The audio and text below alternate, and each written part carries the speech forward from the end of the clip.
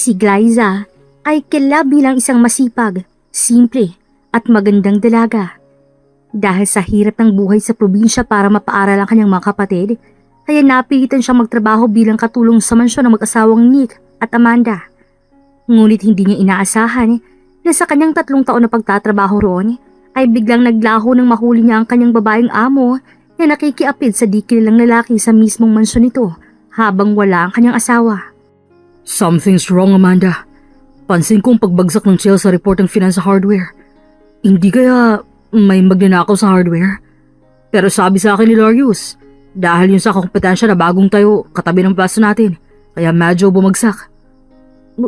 Baka nga ganun nga, mahal. At saka tama nga naman si Darius. Kaya wag mo muna tayong basta-bastang magbibintang at magsuspetsa.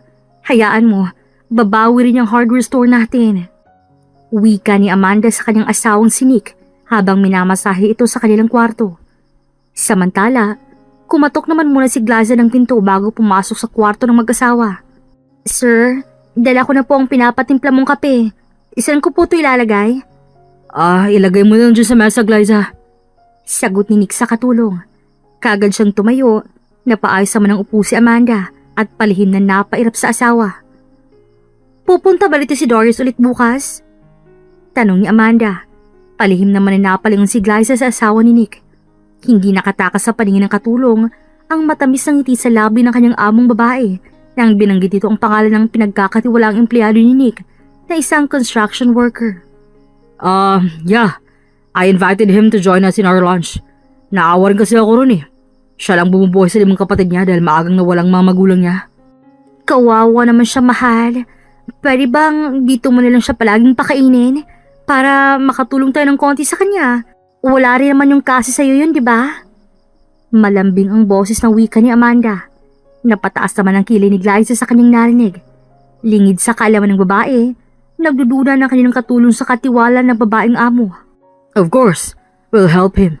Para hindi hassle. Pwede rin isasabay ko siya sa baon na dala-dala ko lagi.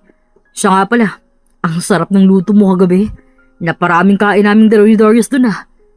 Nagkatingin si Amanda at Glyza.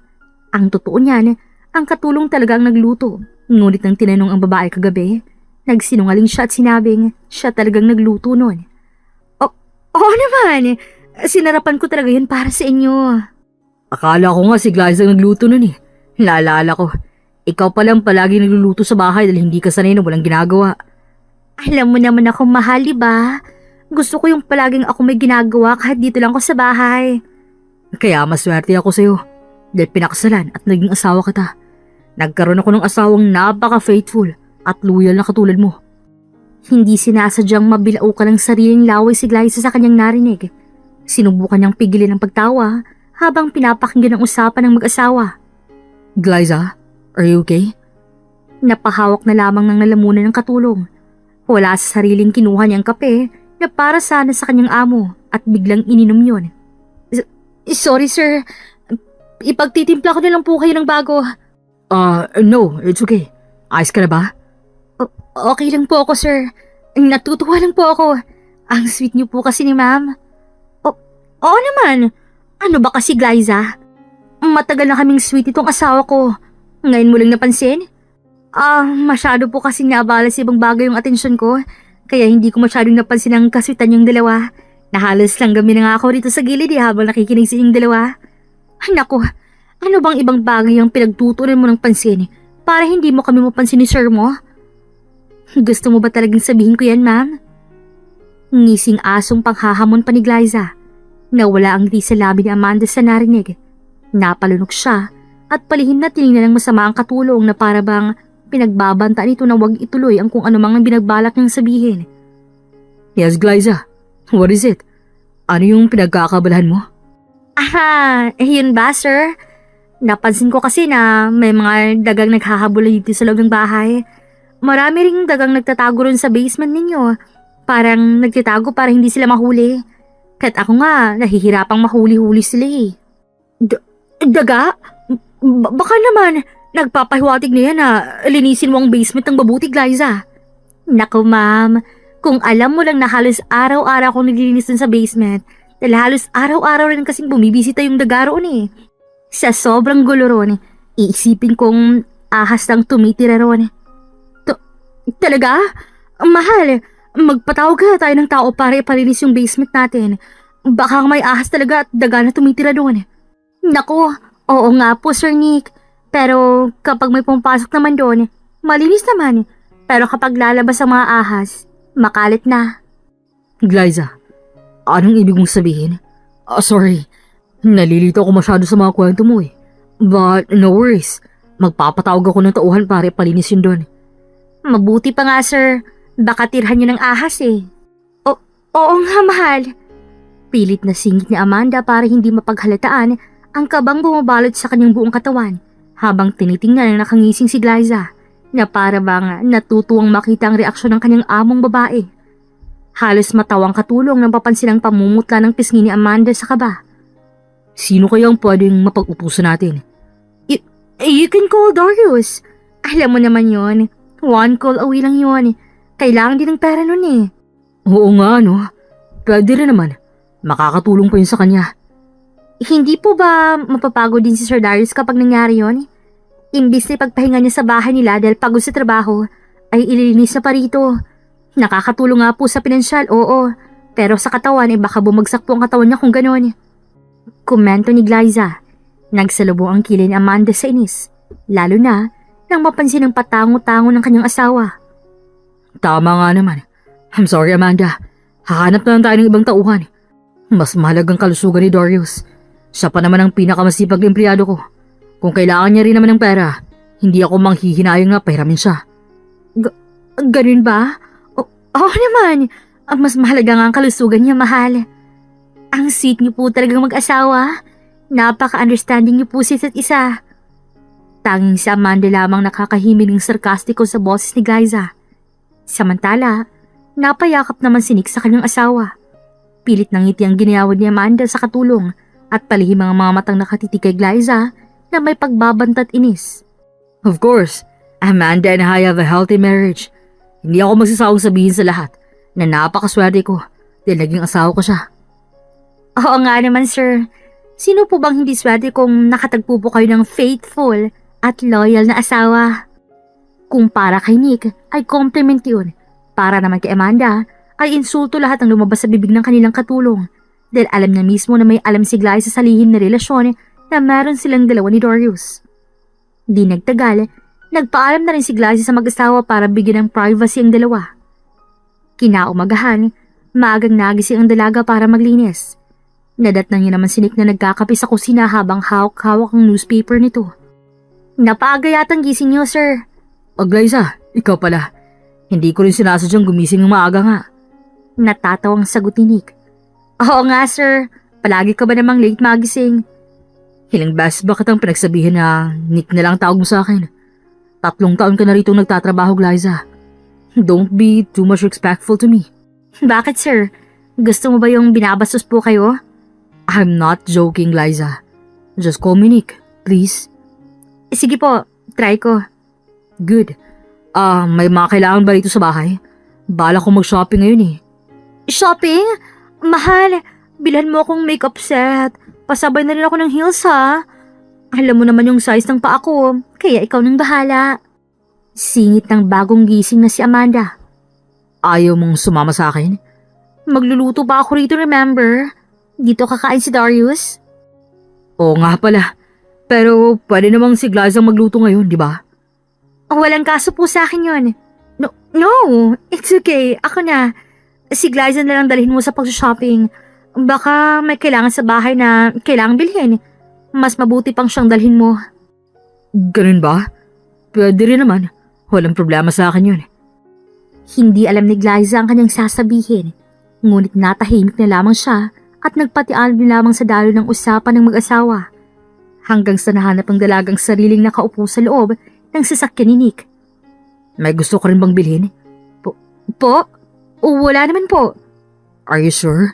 Bibilhan kita. Kailangan mo rin minsan i-treat ang sarili mo. Napapansin ko kasi na hindi ka masyadong bumibili para sa pansarili mo. Saan ba napupunta lahat ang sweldo mo sa 3 taon na trabaho mo dito sa amin? Pinapadala ko po sa pamilya ko sa probinsya. Mas kailangan kasi nila yun kaysa sa pansarili ko. Iniisip ko ang sitwasyon nila roon. Pero ngayon nga, medyo naging okay na rin. Tumatawag sa akin ng mga magulang ko na napaayos na po yung bahay namin. Tapos nag-aaral naman po yung mga kapatid ko. How about your own interests? Minsan magtira ka rin para sa sarili mo. Hindi sa lahat ng oras ay dapat silang atubagin mo, Glyza. Hindi mo cargo ang buong pamilya mo. Masaya po ako kapag alam kong nasa mabuting kalagayan sila. Kapag okay sila, wala na po ako mahihiling po ron. At saka, nakakakain naman po ako ng 3 beses ang araw sa bahay ninyo. Tapos, mabait po kayo sa akin. Kaya kontento na po ako ron. Masaya rin naman kami din nagkaroon ng buhay yung bahay namin nang dumating ka. Sa simpleng ngiti mo lang, minsan, nadadala ako. You have a pretty contagious smile and cute dimples. Nako, bakit yung asawa mo po, naiinis kapag nangingiti ako? Tanong ni Glyza nang wala sa kanyang sarili. Napatakip naman siya sa labi nang mapagtantong kanyang sinabi. Alam mo namang masyadong seryoso yung asawa ko sa buhay. Mahal mo ba siya, sir? Nick? Sandaling hindi sumagot ang amo ni Glyza. Malalim ang mga titig nito sa daanan at mapait na napangiti. I care for my wife. I'm faithful to her, kagaya niya. Kasal kaming dalawa. Her parents, sila talaga yung dahilan kung bakit nagpakasal kaming dalawa ni Amanda. Arranged marriage po ba ang nangyari? Parang gano'n na nga. Pero masasabi ko pa rin maswerte ako dahil naging asawa ko siya. She's faithful and loyal to me. Okay na sa akin yun. Kahit ayaw niya magkaroon pa kami ng anak, naiintindihan ko naman yun. I can't force her. Napalulog si Glyza at natahimik. Gusto niya magsabi ng hinala sa asawa ni Nick at Darius. Ngunit hindi niya magagawa yon nang maisip na wala siyang sapat na ebidensya para patunayan yon. Napalingon bigla ang dalaga nang marinig ang marahan na pagtawa ng kanyang amo. Ang daldal ko ba? Sorry. It's the first that I open up this topic to someone. Huwag mo sanang sabihin niya kay Amanda ha. I don't want to hurt her feelings.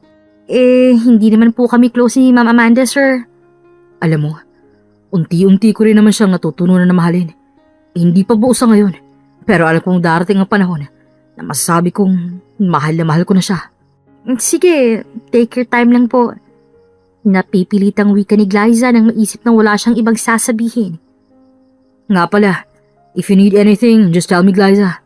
Handa akong tulungan ka hanggat kaya ko. Kahit po ba pera? Depende kung saan mo gagamitin. Bibigyan mo ako? Papautangin kita. Natawa ni lamang si Glyza. Ganon din si Nick. Natigil ang sasakyan sa parking lot. Akmang bababa na sana ang dalaga, ngunit mas mabilis pa sa 4:00 lumabas ang lalaki at pinagbuksan siya ng pinto.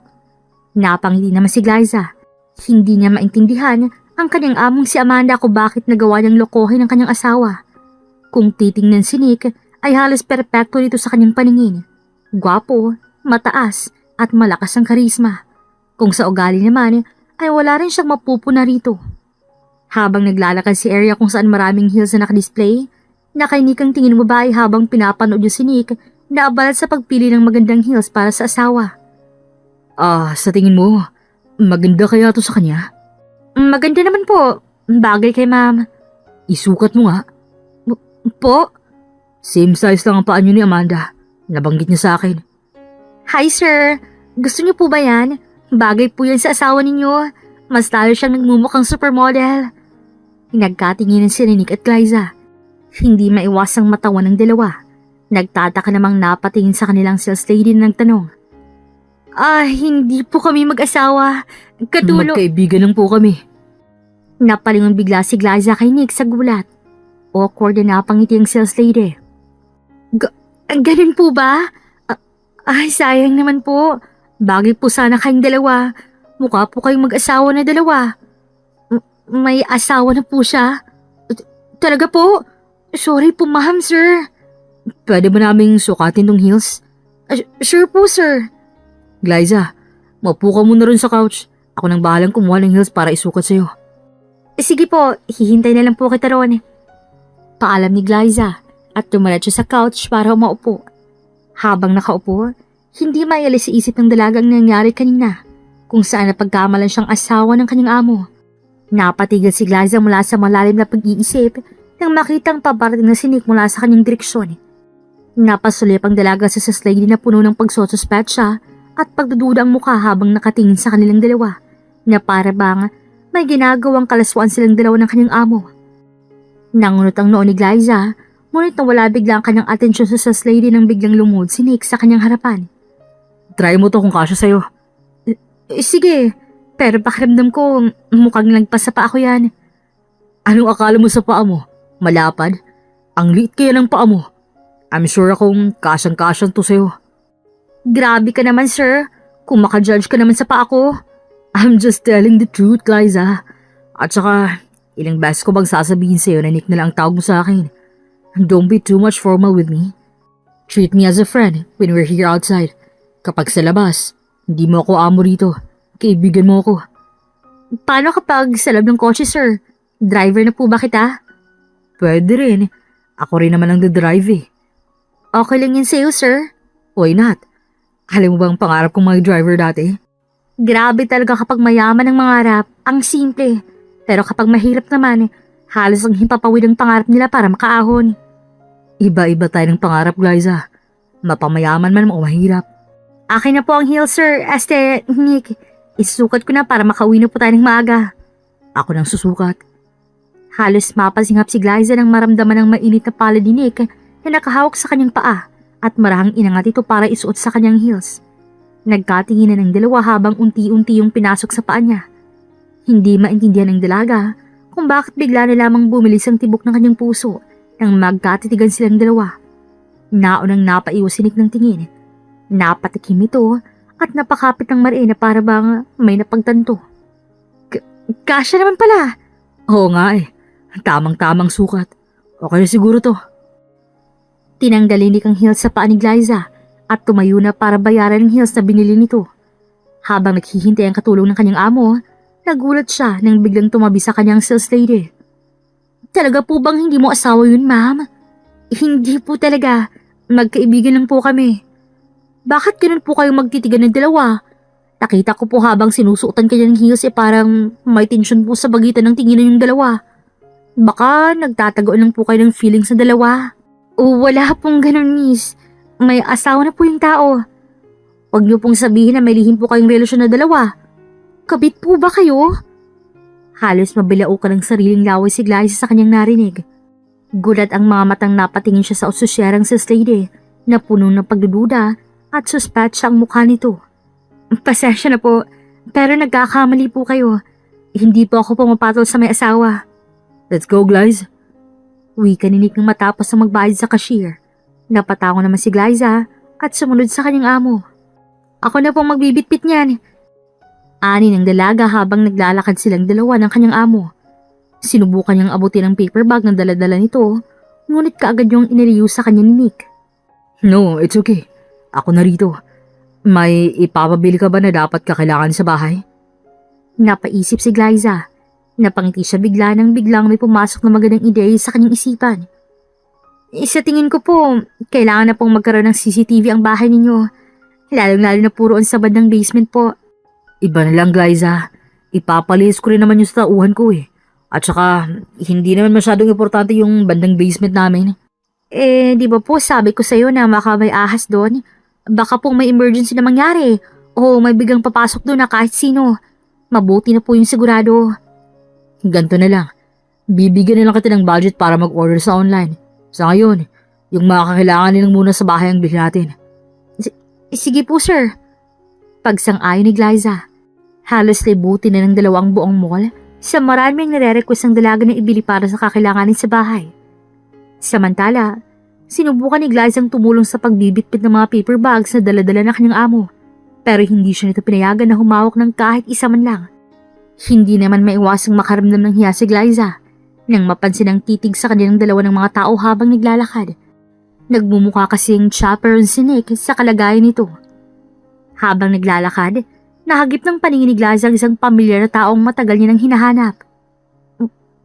Mama, wala sa sariling bulong ng dalaga. Napahakbang siya papunta sa direksyon ng kanyang ina, ngunit naging mabilis ang pangyayari. Muntik na sanang mabangga si Glyza ng mga tao nang mabilis naman siyang nahatak ni Nick sa tabi. Dahil doon, nawala sa paningin niya ang ginang, lalo pa ng harangan ng mga taong direksyon kung saan niya nakita ang ina niya kanina. Glyza, are you okay? Okay lang po ako. Ang pasensya na. Ay, namamalikmata lang yata ako. Bakit? Pakiramdam ko kasi nakita ko si Mama. Your mother? Opo, si Mama. Wika ni Glyza.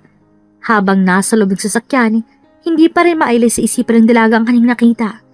Napansin naman ni Nick ang kanyang pagtahimik. What about your mother? Bakit gano'n nilang reaction mo kanina? Bata pa lang kami magkakapatid.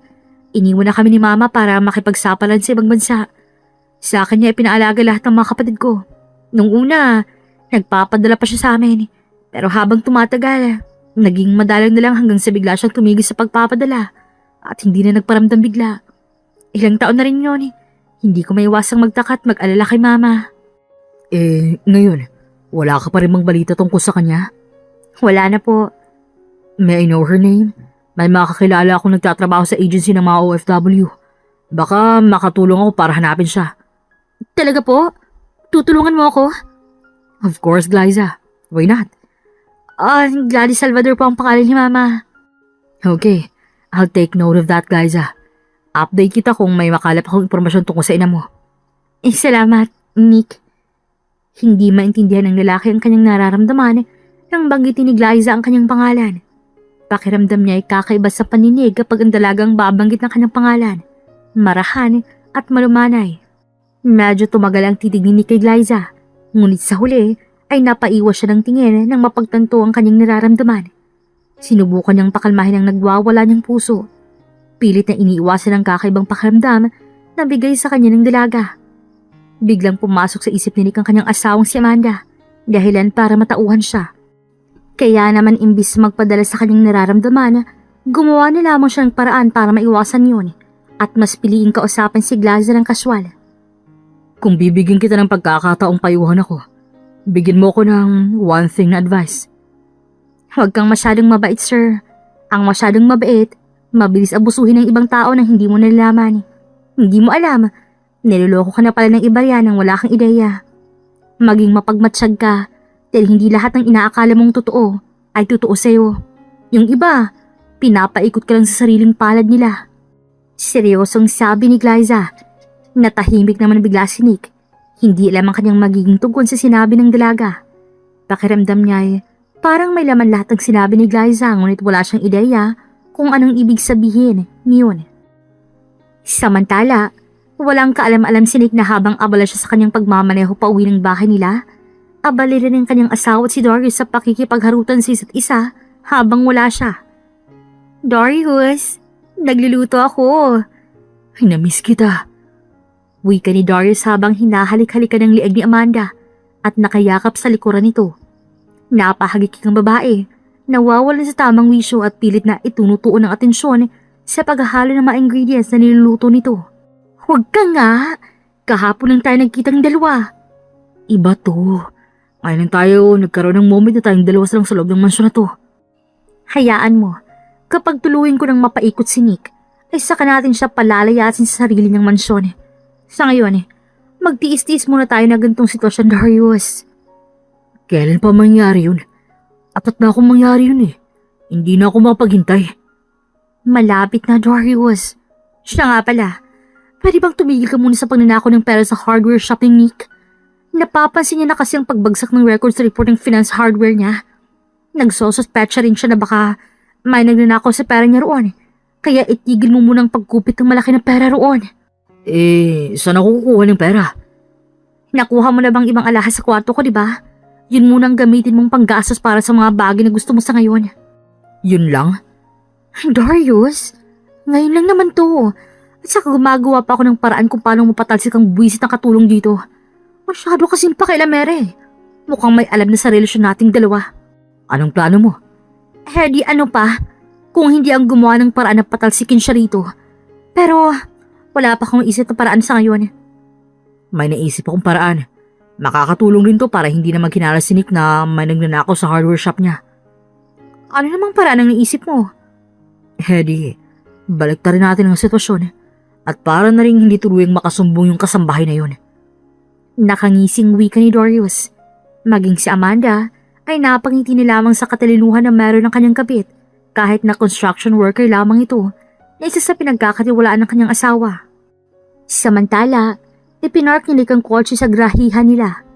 Mabilis siyang bumaba ng sasakyan upang pagbuksan si Glyza ng pinto. Napangiti naman ang dalaga ng makababa ng sasakyan. Nagulat pa siya nang biglang iabot sa kanya ng kanyang amo ang 5 paper bags. Ano po to, sir? Para sa'yo yan. Po? Para sa akin? Yes, binili ko yan para sa'yo. Huwag mo akong tanggihan, please. Ngayon lang naman to. Iabot ko sa'yo mamaya ang budget para sa CCTV na ipapabili mo sa akin. Hindi nakapagsalita si Glyza sa gulat. Bahagya niyang sinilip ang mga nasa loob ng paper bags. Napaawang ang labi niya nang makita ang heels na pinasukat sa kanya ni Nick nung nasa mall pa sila. Teka lang po, baka hindi po sa akin to. Nagkamali yata po kayo ng bigay. Kay ma'am to, di ba? Oh, yan ba? Para sa'yo talaga yan. Nakabili na ako ng bago para kay Amanda. Kaya huwag kang mag-alala. Magsasalita pa sana si Glyza nang bigla siyang tinalikuran ni Nick.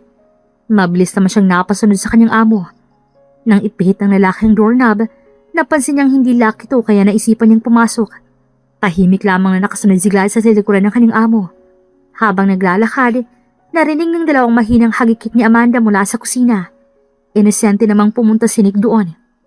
Oh, nandito ko na pala, Darius. Hindi ka man lang tumawag sa akin. Nagulat si Amanda at Darius nang marinig ang boses ni Nick. Ngunit, hindi nila yun pinahalata sa lalaki. Mabuti nilamat napansin ni Darius na humiwalay muna sa pagkakayakap kay Amanda dahil abala ito sa paglalagay ng mga pagkain sa hapag. Oo nga po, sir. Hindi na po ako tumawag dahil nalobot po kasi bigla ang cellphone ko eh.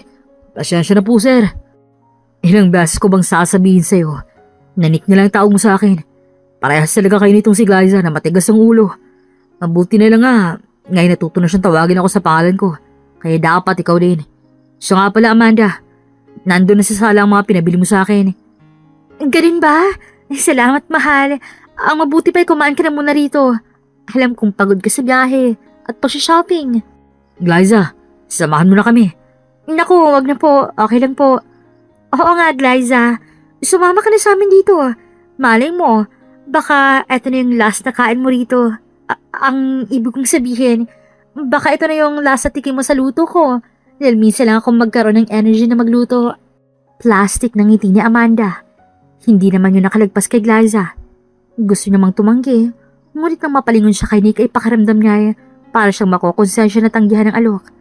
Hindi dahil kay Amanda kung hindi sa lalaki na parang umaasa rin na sumama siya sa hapag nila. Sige po, ilalagay ko muna sa kwarto itong mga paper bags. Paper bags? Ano meron dyan? Bili mo? May pera ka? Binili ko yan para sa kanya. Ayaw pa sanang tanggapin pero buti na lang napilit ko. Nakisabay si Amanda sa tawa ni Nick. Sinubukan niyang huwag ipahalata na pilit lamang yun. Napababa ang tingin ng babae sa paper bags na bitbit ni Glyza at masamang sinundan ng tingin ng papaalis na dalaga. Pagbalik ni Glyza, umupo siya sa tapat ni Nick. Naunang pagsandukan ni Amanda si Darius. Nang mapagtanto ng babae ang kanyang ginawa, tinakabahan na napatingin siya sa kanyang asawa. Ngunit, kaagad din yung napalitan ng inis nang mapansin na hindi nakatingin sa kanya si Nick. Kung hindi, ay kay Glyza ang titig nito. Hirap na hirap ang dalaga sa pagkuha ng ulam dahil hindi nito maabot. Mahinang natawa si Nick sa kanya. Sa huli, siya na mismong kumuha nito at naglagay ng ulam para dito. Napalingon naman siya sa kanyang asawa at takpang lalagyan din ang plato nito. Ngunit nabitin yun si Erin ng marigang pagsusungit ng kanyang asawa. Ayoko niyan. Baka ito. Gusto mo to, di ba? Singit ni Darius. Napatango naman si Amanda kahit hindi niya naman talaga yung gusto. Nang magsimula ng kumain ng lahat, halos ilawan ni Glyza ang ulam na adobo nang malasahan na sobrang alat nito.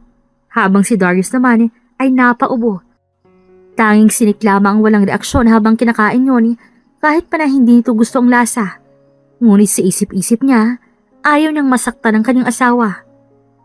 Umiba yata ang lasa ng luto mo ngayon.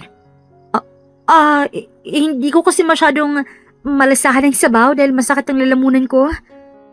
Pagsisinungaling ni Amanda, kahit pa na hindi naman talaga siya marunong magluto at si Glyza naman talagang niluluto para sa kanila.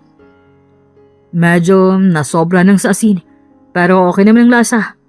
Hindi ka rin po ba makalasa ng maayos kaya ganyan yung komento mo, sir? Sinamaan ni Amanda ng tingin si Glyza na ngayon ay nakataas ang kilay sa kanya. Natapos ang araw na yon na may bigat na tensyon sa pagitan ng tatlo. Pero si Nick ay wala man ang ideya sa mga nangyayari sa kanyang paligid. Sa sumunod na mga araw, hindi pa rin nakatakas sa mga pagdududa ni Glyza ang lihim na relasyon na mayroon sina Amanda at Darius. Kaya naman, nang dumating ang CCTV na in-order niya sa online, kaagad niya yung nilagay sa basement kung saan walang makakapansin. Mabuti na lamang nang gawin niya yun ay wala ng kanyang mga amo. Maging si Amanda walang ideya tungkol sa CCTV na pinapabili ni Glyza kay Nick. Saan tayo? Bulong ni Darius kay Amanda habang hinahalik-halikan nito sa gitna ng hallway ng bahay nila. Sa basement ulit, wala pa naman si Nick. Abala yun sa trabaho sa gantong oras. Bakit ka nandito kasi?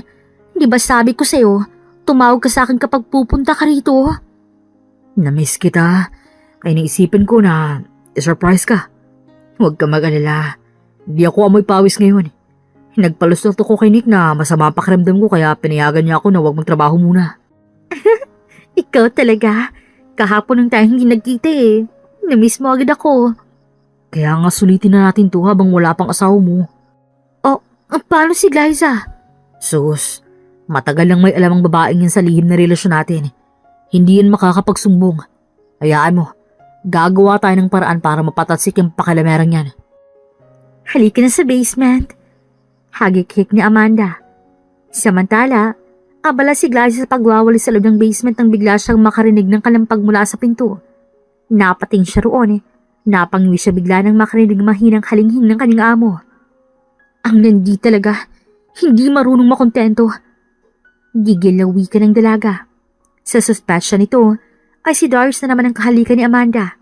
Hindi nga ito nagkamali dahil kaagad na bumukas ang pinto habang hindi na paghihiwalay ang labi nila. Nakatayo lamang si Glyza habang nanunood sa kanila. Sa isip-isip niya kung meron na siyang dalang cellphone ay kanina pa niya nabidyohan ang kanyang amo at kabit nito. Multo! Sigaw ni Amanda sa gulat nang makita si Glyza nakatayo at titig na titig sa kanilang dalawa ni Darius. Hindi po ako multo, ma'am. Si Glyza po to. Kinakarma kaya iba-iba yung mga nakikita mo ngayon. Hindi ba kayo nahihiya sa mga pinaggagawa ninyo? Hoy, subukan mo lang magsumbong nito kay Nick. Kung hindi, makakatikim ka talaga sa akin. Tinatakot mo ba ako, ma'am? Hindi kita tinatakot. Pinapaalalahanan lang kita. Hindi mo gugusto ng gagawin ko sa'yo kapag nagsumbong ka. Hindi mo gugusto yung bumalik sa probinsya at magtabas ng kamote ron, Glyza. Dumaan ang takot sa mga mata ng dalaga. Ang pagtatrabaho sa mansyon na to ang tanging nagbibigay daan para mabigyan niya ng magandang buhay ang mga kapatid niya. Labas! Sigaw ni Amanda. Napalunok naman si Glyza at kaagad na nasindak sa sigaw na yun. Mabilis siyang tumakbo palabas ng basement. Lumipas ang mga araw ay naging ganun pa rin ang pangyayari. Ngunit walang boses si Glyza para magsumbong dahil sa takot na baliktarin ni Amanda ang sitwasyon. Ngunit naisip niyang pwedeng maging ebidensya ang mga records sa CCTV na nilagay niya sa basement ng mansyon. Nick! Tawag pansin ni Glyza nang makita ang kanyang among mag-isa lamang. Nakangiting napalingon naman sa kanyang lalaki. Glyza, kape tayo? Paanyaya pa sa kanya ni Nick. Napalingalingang dalaga sa paligid. Nagulat pa ang lalaki nang biglang lumapit sa kanya si Glyza at hinawakan ng kamay nito at binigay ang cellphone. Iyan yung mga record sa CCTV na nasa basement po. Huwag mo niyo pong sabihin kay Ma'am Amanda na meron ko po niyan. Bakit? Pasensya na, Nick. Pero hindi talaga makayanan ang konsensya ko pag hindi ko masasabi ang bagay na to eh. Matagal ka nang niloloko ni. Hindi na natapos ang sasabihin ni Glyza nang makarinig sila bigla ng sigaw mula sa itaas. Pasensya na, Glyza. Mamaya na lang. Pupuntahan ko muna si Amanda. Nagmamadaling wika ni Nick. Ibinusa muna nito ang cellphone bago tinalikuran ng dalaga patungo sa kwarto nilang dalawa ng kanyang asawa para i-check kung bakit nagsisigaw si Amanda. Wala sa sariling napasunod si Glyza sa likuran ni Nick. Bakit? Ano nangyari, Amanda? Are you okay? Tanong ng lalaki. Imbes na sagutin ni Amanda ang tanong ng asawa, ay napahagulho lamang ito. Kaagad naman siyang niyakap ni Nick para aluin. Ang hindi alam ni Nick, ang yakapin niyang asawa, nagkukunwari lang pala itong umiiyak at masama ang tingin kay Glyza na ngayon ay nakatingin sa mag-asawa. Nakita ni Amanda nag-uusap na masinsinan si Nick at Glyza sa ibaba Kaya naman napatakbo siya sa kanyang kwarto at biglang nagdrama para maundutan kung ano man ang sasabihin sana ni Glyza kay Nick. Nick, nawawala ang mga alahas ko. Nang marinig yun ni Glyza, biglang bumilis ang tibok ng puso niya. Hindi niya alam kung totoo yun, pero agad siyang nakaramdam ng kaba. Baka na-misplace mo lang. Paano nangyari yun, Nick? Halos isang set ng mga alahas kong nawawala. Mga milyones pang halaga noon. Baka kung saan-saan mo lang nilagay, Amanda. Halos halugugin ko na rito ang buong kwarto, mahal. Pero wala talaga. At isa pa, pati na rin yung mga cords ko nawawala. Amanda, baka nawala mo lang. Paano mangyayari yun, Nick? Alam mo naman kung saan ko yun nilalagay. Nandun lang palagi sa Walter ko ng mayon. Hayaan mo, ipapahanap natin yan. Ba't hindi mo hanapin sa kwarto ni Glyza? Amanda, ano bang pinagsasabi mo dyan? Ba't di mo tanungin yung katulong na yan? Hindi ba ikaw nagnakaw noon? Para ipadala sa mga palamon mo sa probinsya ninyo? Oh, ha? Hindi ko alam sinasabi mo. Wala akong ninanakaw. Talaga lang ha? Tingnan natin. Mabilis na tinalikuran ni Amanda ang dalawa. Sumunod naman si Nick nang makitang papunta si Amanda sa kwarto ni Glyza. Ang katulong naman ay kinakabang sumunod sa dalawa. Alam niyang wala siyang ginagawang masama, pero hindi niya maiwasang kabahan.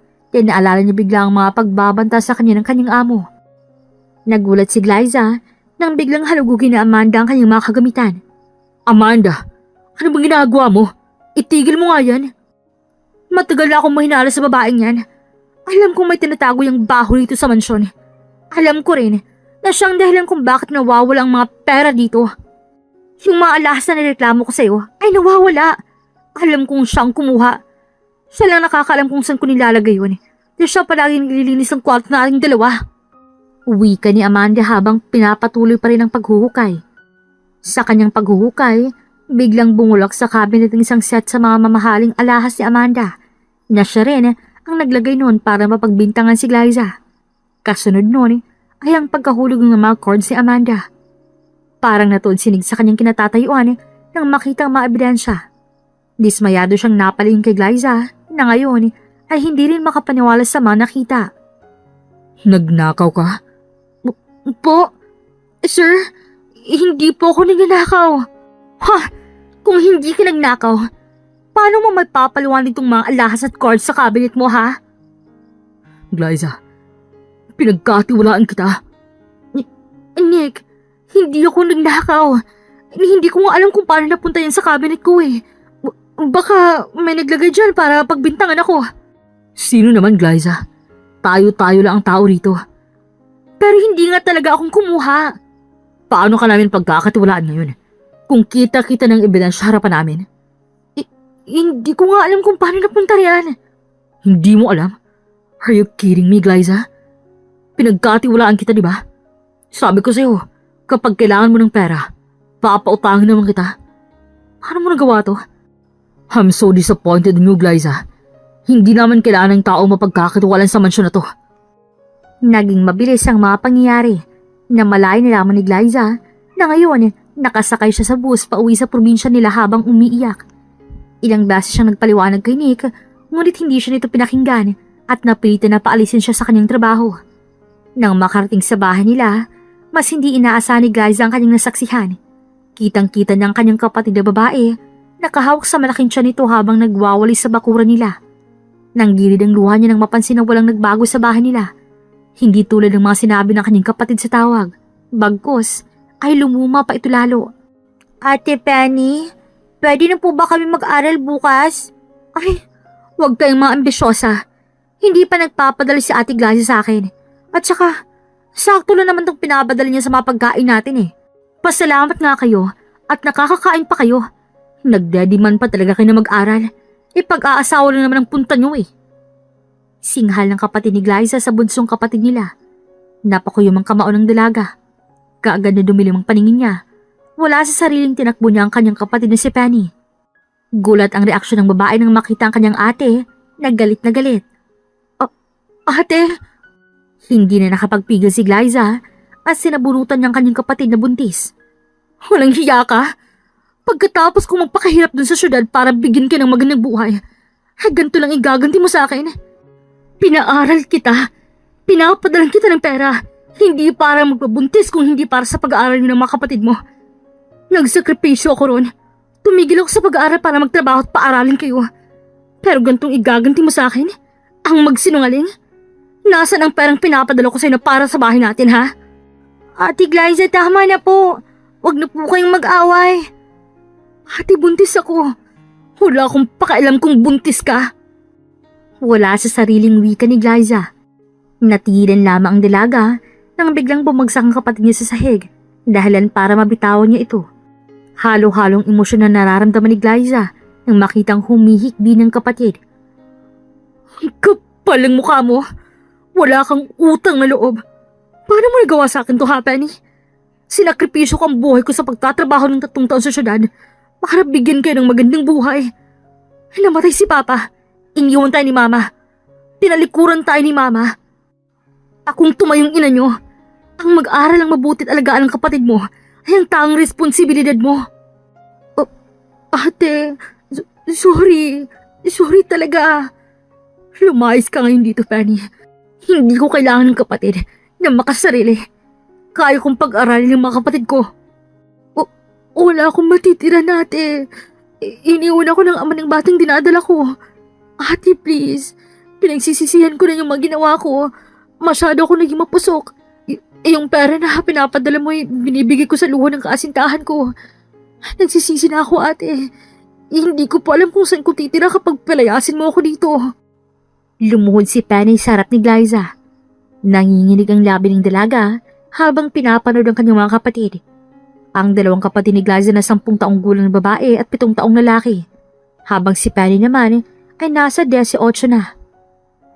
Ate, patawarin mo na po si Ate Penny. Naging mabait naman po siya sa amin eh. Oo nga po, ate.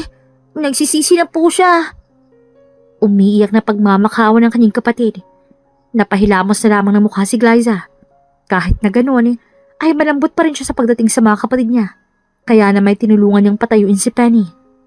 Nang makatayo, humihikbing nayakap si Penny sa kanya at walang tigil ang paghingi ng tawa dito. Sa kabilang banda, malalim ang iniisip ni Nick habang nagmamaneho siya ng sasakyan pa uwi. 1 buwan na simula lang paalisin ng lalaki si Glyza sa mansyon. Napatingin si Nick sa isang brown envelope kung saan nakalagay doon ang mga impormasyon tungkol sa mga magulang ni Glyza. Nang ikwento kasi ng dalaga sa kanyang tungkol sa ina nito, ay kaagad niyang pinaimbestigahan ito. Napabuntong hininga si Nick ng makababa ng kotse. Balak niyang sorpresahan ang kanyang asawa dahil naalala niyang anibersaryo pa rin na ngayon na muntik niya pa sanang makalimutan. Nang itigil ni Nick ang sasakyan sa grahihan, bababa na sana siya nang mahagilap ng tingin niya ang cellphone na inabot sa kanya ni Glyza. Dahil sa kuryosidad, kaagad niyang kinuha yun at binuksan. Pumunta siya sa record kung saan kuha ng CCTV sa basement. Halos malamig si Nick nang makitang maraming video kung saan naghahalikan sina Darius at Amanda. Hindi pa rin nagtatapos ang lahat dahil may ibang kuha sa video kung saan may nangyayari sa kanilang dalawa.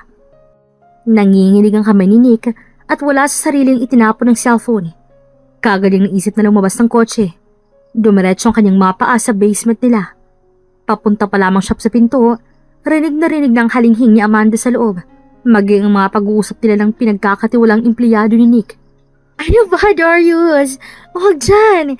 Nagkikiliti ako. Bibilisan lang natin. Baka dumating ang asawa mo at madali pa tayong dalawa. Hindi yan. Tumawag siya sa akin na gabi na siya uuwi. Nangingiling kamay ni Nick na marahas sa biluksan ng pinto. Napakuyom ang kanyang kamao nang makita ang kanyang pinagkakatiwalaan ng empleyado ay nakapatong sa kanyang asawa. Pareho silang hubot-hubad na dalawa. Nick? Anong ginagawa mo Nick! Teka lang! Sigaw ng Amanda nang patayo ng asawa si Darius at sinuntok ito ng malakas. Hindi pa nakontento si Nick dahil sunod-sunod pa rin ang pagsuntok niya rito. Nakahubad man ay tumayo si Amanda para pigilin ng asawa. Pumagit na ang babae sa kanilang dalawa. Ayaw pa sanang magpaawat ni Nick pero biglang lumuhod si Amanda dahilan para tumigil siya. Nick, magpapaliwanag ako. I don't need your explanation. Sapat na sa akin ang mga ebidensya na nakita ko mula sa CCTV ng basement na to at ang paghuli ko sa akto sa mga kalhalayan yung dalawa. Nick, please. Atong tandaan yung dalawa. Hindi ko palalampasin ang ginawa niyo na to. Dahil ipapakulong ko kayong dalawa. Sa isang iglap, naging mabilis ang mga pangyayari. Masakit man kay Nick ay kinasuhan niya ang kanyang pinagkakatiwalang empleyado at kanyang asawa. Naging madali ang proseso hanggang sa nakulong na nga ang dalawa. Napag-alaman pa ni Nick nang maalahas ay si Darius mismong nagnakaw. Maging ang mga kahinahinala na pagbaba ng record ng hardware ay si Darius din ang nangunguna roon. Mahigit ilang buwan na matapos mangyari ang mga pangyayaring yun, nahanap ni Nick ang sarili na tulala sa brown envelope kung saan naroon ang lahat ng impormasyon tungkol sa ina ni Glyza. Hindi niya pa yun nabubuksan, ngunit balak ng puntahan ng probinsya ng dalaga kung saan ito nakatira. Samantala, abala si Glyza sa paghihiwa ng mga ingredients para sa umagahan nila ng kanyang mga kapatid. Wala siyang kaalam-alam na may plano na pala ang kanyang dating amo na pupunta sa kanyang tinitirhan. Ate! Ate! Sigaw ni Penny. Tumatakbo papunta sa kanyang ate mula sa kusina. Oh, bakit? Huwag ka nga tumakbo. Baka kung mapano ka, Penny. Baka nakakalimutan mong buntis ka. Meron kasing gwapong lalaki na naghahanap sa'yo sa labas. Boyfriend mo ba yun, ate? Anong boyfriend? Wala akong boyfriend. Ate! Ate! Taga-syudad po yung lalaki. Mukhang mamahalin. Ate! Maniligaw mo ba yun? Teka, nalilito ko sa inyo? Sino ba ang lalaking yan? Iniwan niyo pa talagang bisita sa labas para lang isumbong sa akin ang bagay na yan? Sorry ate, ang gwapo kasi. Na-speechless ako kaya sinirhan ko ng pinto tuloy at tumakbo papunta rito. Pati itong dalawa na to sumama rin sa pagtakbo sa akin. Hindi ko nga alam kung nandun pa yung lalaki na yun sa labas eh. Ganun ba? Ikaw na muna rito, Penny. Titingnan ko lang kung nandun pa yun sa labas. Sige ate, update mo ako ha. Kung hindi mo type yun, bigay mo na lang sa akin. Pwede pa siyang sumingit bilang ama ng magiging anak ko. Manahimik ka nga dyan. Landi eh.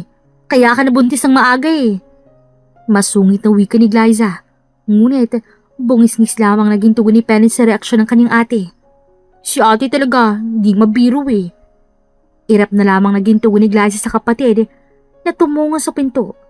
Pagbukas, otomatikong nawala ang ngiti sa labi ng dalaga nang makita kung sinong lalaki naghihintay sa kanya sa labas. Anong ginagawa mo rito? Tanong ni Glyza kay Nick. Nagdaan ng takot sa mga mata ng lalaki nang makita ang reaksyon ng dalaga. Napalunok muna ito bago tuluyang nagsalita. Nandito ako para humingi sana ng tawad sa'yo. Alam ko ng lahat. Hindi ka ang toong nagnakaw ng mga alahas at pera ni Amanda. Siya talagang naglagay nun para hindi ka tuloy makasumbong sa mga tinatago niyo sa akin. Pasensya na at napagbintangan ka pa. Wala na po akong magagawa ron. Alam ko rin naman pong hindi mo ako papakinggan. Nasa pati ebidensya na yung nakita mo. Sino ba naman ako para pakinggan mo? Inamin na ni Amanda sa akin ang lahat bago siya tuloy makulong. Makulong? Oo. Pinakulong ko sa ng dalawang Darius at sa panluloko nila sa akin. Ganun ba? Bakit po pala kayo nandito? Para humingi ng tawad sa'yo, Glyza. Tapos na po yun. Kaya kalimutan na po natin yun. Kung yan po ang pinunta mo rito dahil nakukonsensya ka, huwag na po kayo mag-alala. Dahil pwede po kayong makauwi na ngayon na wala na pong bigat na nararamdaman po sa dibdib ninyo. Gusto ko rin sanang ipaalam sa'yo ang tungkol sa ina mo. Kay mama? Bakit? Anong meron kay mama? Nakakuha ko ng impormasyon tungkol sa kanya. Gusto mo bang malaman kung nasan siya? Alam mo kung nasan siya? Yeah. Gusto mo ba siyang puntahan? Nasan ba siya? Ang layo niya. Nasa ibang bansa naman siya. Nandito lang siya sa Pilipinas, Glyza. Mahigit 5 taon na rin siya rito naninirahan sa Pilipinas. Paano nangyari yun? Nang ikwento mo sa akin ang tungkol sa mama mo, nagbalak akong imbestigahan siya para matulungan kita sa paghanap sa kanya. Yung detective na inutusan ko mismo ang nagdala ng balita sa akin tungkol sa ina mo. I know where she lives right now. Nasaan siya kung ganun? Sasamahan kitang puntahan siya. Anong kapalit? I didn't ask for exchange, Glyza. I just want to help. At para makabawi rin. Naiintindihan ko naman. Wala ka kasing kaalam-alam sa mga nangyayari. Ate, kumain na tayo. Sigaw ni Penny sa kusina dahilan para matigil ang pag-uusap nilang dalawa. Dito ka na kumain. Alam kong pagod ka sa biyahe. Talaga? Ayaw mo ba? Sige. Malapad na pinaawang ni Glyza ang pinto para makapasok si Nick sa loob. Nang makarating sa kusina, parehong napatidig ang mga kapatid ng dalaga sa kanila ni Nick. Napatikim muna si Glyza bago ipakilala ang kanyang dating amo.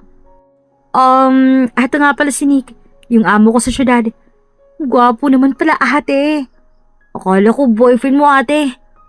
Komento ng mga kapatid ni Glyza. Hindi komento ng dalagang mga pangyari sa mansyon. Ang tanging alam ng mga kapatid niya ay tapos ang kontrata niya sa trabaho. Kaya talaga, sinabi ko naman sa inyong wala akong plano para dyan. Nick, upo ka na rito. Kumain na tayo. Huwag mong pansinin ang mga kapatid ko.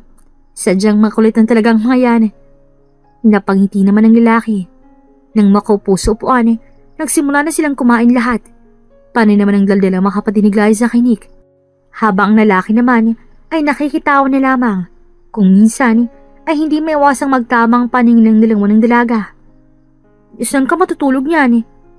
Tanong ni Glyza habang nagliligpit ng hapag. Magbubuk pala ako ng hotel. Malayong hotel dito. Pwede ka rin namang matulog dito kapag gusto mo lang. May bakanting kwarto kami dito sa bahay. Yung dating tinutulugan ni Mama. Pwede ka matulog doon. Hindi naman yun madumi kasi palagi yung nililinisan para kung sakaling bumalik si Mama ay malinis ang kwarto niya. Pwede rin. Salamat, Glyza. Walang anuman. Kailan natin pupuntahan si Mama? Pwede rin bukas na. May sasakyan naman ako kaya hindi tayo mahirapan sa travel. Sige, maghahanda din ako para bukas. Pwede bang ikaw na lang isama ko? Bakit? Hindi ba kasya sa kotse mo? Hindi naman. Ayoko lang masaktan sila. Masaktan? Anong ibig mong sabihin? Do you really want to know, Glyza? Huwag mo na ngayon. Mas mabuti nang makita ko. Sige, hindi ko na nadadalhin mga kapatid ko. Kinakabahang wika ni Glyza. Hindi man sabihin ni Nick ay kinutuban na siya ng hindi maganda ang bubungad sa kanya bukas. Siya nga pala. Napansin ko na parehas ka ng timpla ni Amanda sa pagluluto. Ha? Hindi nga marunong magluto yung asawa mo eh. Ex-wife, Glyza. Di ex-wife? Di, ikaw pala nagluluto ng ulam araw-araw. Akala ko siya. Bakit? Kasi sabi niya sa'yo, naniwala ka naman doon. Sinungaling naman yun eh. Salamat nga pala sa pagbigay ng ebidensya sa akin tungkol sa kataksilan nila. Kung hindi ko nakita yun, sigurado hanggang ngayon, wala pa rin akong kaalam-alam na niloloko na pala ako ni Darius. At pasensya na rin dahil pinagbintangan kita. Okay na yun. Matagal na rin yun. Wika ni Glyza at magaan nang umiti kay Nick. Kaagad na tinuro ng dalagang matutulugan ng kanyang dating amo. Ngunit kahit tulog na ang lahat, hindi pa rin makatulog si Glyza kakaisip tungkol sa kanyang ina. Hanggang sa dumating na nga ang araw na kanyang kinatatakutan. Handa ka na ba? Tanong ni Nick nang makalabas si Glyza ng sasakyan. Hindi na malaya ng dalaga na kanina pa siya na nasa malalim na pag-iisip habang nasa biyahe. Natauhan lamang siya nang marinig ang boses ni Nick sa kanyang tabi. Akbang tatango na sana si Glyza nang matigilan siya. Mula sa loob ng sasakyan, kitang-kita niyang kanyang ina na may hawak na bata. Sa pagtansya ni Glyza ay nasa 7 taong gulang na ito. Nanggilid ang luha niya nang marinig ang sunod na sinabi sa kanya ni Nick. Habang nasa ibang bansa ang ina mo, sinaktan siya ng kanyang dating amo. May nakilala siyang lalaki at yun ang tumulong sa kanya para makatakas sa karasang ng kanyang amo. Ang lalaking yun ay ang kasalukuyang asawa niya. Nagpakasal sila. Tinago niya sa foreigner manak siyang naiwan sa Pilipinas. Ngayon, may 2 anak na sila ng kanyang asawa. Hindi niya malang kami iniisip? I'm sorry, Glyza. Hindi ko na dapat sinabi sa'yo at pinakita ko to. Ayoko lang na umasa ka sa mama mo. Pwede na ba tayong umuwi? Nanghihinang tanong ni Glyza. Pakiramdam niya ay parang libu-libong karayom ang tumutusok sa kanyang dibdib habang pinapanood ang kanyang ina na may malaking ngiti sa labi at hawak-hawak ng ibang bata imbis na sila. Mas lalo pang nanikip ang kanyang dibdib nang lumabas ang kasalukuyang asawa ng kanyang ina kasama ang isa pa nilang anak. Saan mo gustong pumunta? Gusto ko nang umuwi. Sigurado ka? Gusto mo bang dalhin kita sa lugar kung saan makakapag-isip ka ng maayos? Hindi ko alam.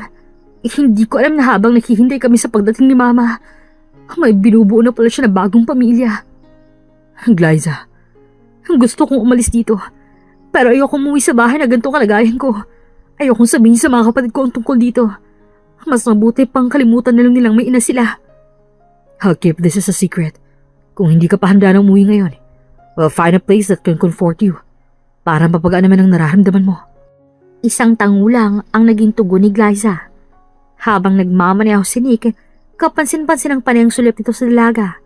Nagulat si Glyza nang maramdaman ang mainit na palad na humawak sa kanyang kamay at bahagyang pinisil ito. Napalingon siya kay Nick na puno ng pag-aalilang mukha. Hindi niya maintindihan kung bakit sa simpleng paghawak ay biglang bumilis ang tibok ng kanyang puso. Gusto ko lang sabihin sa'yo na hanga ako sa pagtayo mo bilang ina at ama sa mga kapatid mo. Nandito ako para tulungan ka, Glyza. Salamat. Pero hindi mo responsibilidad lang tumulong sa akin. Kung yan ang naisip mo bilang pambawi sa mga nangyari noon, wala na sa akin yun. I am willing to help you, Glyza. Not because I think that this is my responsibility, kundi dahil willing akong tulungan ka. Bakit? Hindi ko rin alam. Basta, nagising na lang ako isang araw, bigla kitang naisip. At the moment that I remember you, I really wanted to help you. Dahil sa awa? Hindi ganun, Glyza. Hindi ko rin may paliwanag sa ngayon. Natahimik sila pareho. Hindi alam kung anong dapat sabihin. Nabasag lamang ang katahimikan sa bagitan ng ihinto ni Nick ang sasakyan sa harap ng malapad na tanawin kung saan makikita ang malalaking bundok sa kalayuan. Okay na ba rito? Ayos lang ba sa ito? Ang alin? Na matatagalan tayo rito. Hindi ko nga alam kung bakit kapag ikong kasama ko, hindi ako nakakaramdam ng pagkabagot, Glyza. Maging nung nagtatrabaho ka pa sa mansyon, hindi ako nagsawa na kausapin ka kahit buong araw. Hindi kita maintindihan, Nick. Alam ko masyadong mabilis para sa ito. Ilang buwan ko na itong pinag-isipan, Glyza. Nung una'y akala ko, nalilito lang ako sa nararamdaman ko dahil sa madami nangyayari. Pero paunti-unti, napagtanto ko na may nararamdaman akong kakaiba sa'yo. May gusto ka ba sa akin, Nick? I'm sorry, Glyza. I shouldn't have to feel this. Handa naman ako maghintay hanggat handa ka na eh. Baka nalilito ka lang sa nararamdaman mo, Nick. Gusto kong ayusin mo muna ang sarili mo bago ka humarap muli sa akin. Tama ka. Masyadong mabilis nga at nakakagulat. Hanggang sa makawing dalaga, naglalaro pa rin sa isip nilang pareho ang mga pag-uusap nila. Hanggang sa umabot ng ilang linggo, ang pananatili ni Nick sa bahay ni Glyza. Kung walang ganang dalagang lumabas sa loob ng kwarto, dahil na rin sa nasaksihan niya sa kanyang ina, ay ang lalaki nang gumagalo sa bahay. Siyang naglilinis ng bahay, nagluluto, at nag-aalaga sa kanyang mga kapatid. Nagluto ko ng hapunan para sa'yo. Hindi ka ba napapagod sa ginagawa mo? Bakit naman ako mapapagod? Mga ilang linggo pa nga lang panliligaw to eh. Aabot to ng ilang taon kung handang-handa ka na. Nanliligaw ka? Hindi pa ba panliligaw ang ginagawa ko ngayon? Napagtanto ko na kaya ko namang ayusin ang sarili ko habang niligawan kita. Hindi ko na nga kailangan ayusin tong isip ko eh. Dahil malinaw na sa akin na gusto kita, Glyza. Pumayag ba akong maligaw ka? I didn't ask for your permission, Glyza. Sinabi ko lang to sa'yo para maging aware ka. Baka magulat ka kasi. Hindi alam ni Glyza kung bakit siya natatawa sa sinabi ni Nick. Napairap na lamang siya dito. Hanggang sa umabot ng isang taon ng panliligaw ng lalaki ay hindi siya nakaramdam ng pagod. Nagawa niya pang ihating oras niya sa kanyang business at sa babae. At wala siyang ideya kung may pag-asa ba siya rito o wala. Ngunit habang tumatagal naman, mas lalong nakikilala ni Glyza si Nick. Hanggang sa nahanap ang kanyang sarili na unti-unting nahuhulog ni sa lalaki. Pasensya na. Ngayon ako nakarating. Gabi na. Sana bukas ka na lang pumunta rito. Alam mo namang malayong syudad patungo rito sa probinsya. Paano kung may masamang nangyari sa'yo? Singhal ni Glyza kay Nick. Mas lalong nainis ang dalaga nang biglang tumawa ang lalaki. Anong nakakatawa? May nakakatawa ba sa sinabi ko? Hindi ako nagbibiro, Nick. Glyza, look. Ligtas ako na nakarating dito. Kaya ako pumunta rito. Kasi nag-promise ako sa'yo, di ba? Pupunta ako rito. Dahil graduation ng kapatid mong lalaki bukas. Dalaw tayong aakit sa kanya sa stage, di ba? Pwede namang bukas ka bumiyahe, di ba? Maiintindihan ko naman kapag ipapaliwanag mo sa akin. Okay, I'm sorry. I won't do it again, Hindi ka ba nakakaramdam ng pagod? Saan? Sa mga ganyan mo. Ang alin ba? Yung paghihintay sa akin kat wala namang kasiguraduhan kung may pag-asa ka ba talaga sa akin o hindi. Ikaw pang nagbayad ng bill sa ospital para kay Penny. Ikaw minsan nagbabayad ng mga bayarin sa eskwelahan ng mga kapatid ko. Ikaw rin yung nagpapaaral sa akin para may pagpatuloy ko yung mga pangarap ko. Yung babiyahe ka para lang mag-effort na pumunta rito. Tapos, ikaw pang palaging nag-aasikaso sa bahay. Hindi ka ba nakakaramdam ng pagod? O sadyang naging manhid ka na lang dahil naging routine mo na to sa ilang taon na panliligaw sa akin? Bakit mo natanong ng isip niyan? Ni hindi nga yan pumasok sa isip ko eh. Na kahit isang beses ay hindi ko nakaramdam ng pagod. Walang pagod kapag mahal mo ng pinagsisilbihan mo, Glyza. Isang taon pa nga lang eh. Kahit ilang taon o dekada pa yan, ay hindi ako makakaramdam ng pagod sa paghihintay sa'yo. Hindi ako magsasawa, Glyza. Anong gagawin mo kung sakaling patigilin kita sa panliligaw ngayon? Anong ibig mo sabihin? Nagalit ka ba dahil sa pagpunta ko dito ng gabi? I'm sorry. I really won't do it again. I won't do anything that make you mad. Teka naman kasi, patapusin mo muna ako magsalita. Ang ibig kong sabihin ay, ano kung sakaling gagawin mo kapag patigilin kita sa panliligaw? Dahil gusto na kitang sagutin ngayon. You're just kidding, right? Mukha ba akong nagbibiro? Hindi ako nagbibiro, Nick. Totoo to. Sinasagot na kita. Sapat na yung mga pinakita mo sa akin para patunayan na sa akin na mahal mo ako. Glyza, please stop joking. Nick, this is not a joke. Sinasagot na kita. At alam ko ng desisyon na to ay hindi ko pagsisisihan. Tama na ikaw pipiliin kong lalaki na mamahalin ko habang buhay. Wala nang iba, Nick. Hindi naging madali ang naging umpisa ng pagbuo ng pagmamahal ni Nick at Glyza. Hindi inaasahan ng dalaga na uuwi sa pagpapakasal ng lahat. Hindi niya inaasahan ang kanyang dating amo ay ngayon matatawag niya ng asawa. Wala na siyang balita na narinig tungkol sa dating asawa ni Nick. Ngunit kahit may nakalap man siya, ay wala na siyang pakialam dahil alam ni Glyza na siya ng mahaling lalaki at wala nang iba. Dito na po nagtatapos ang magandang kwentong ito. Hanggang sa susunod pong muli, this is Regine here in Kuya Agustin Stories. Daghang salamat!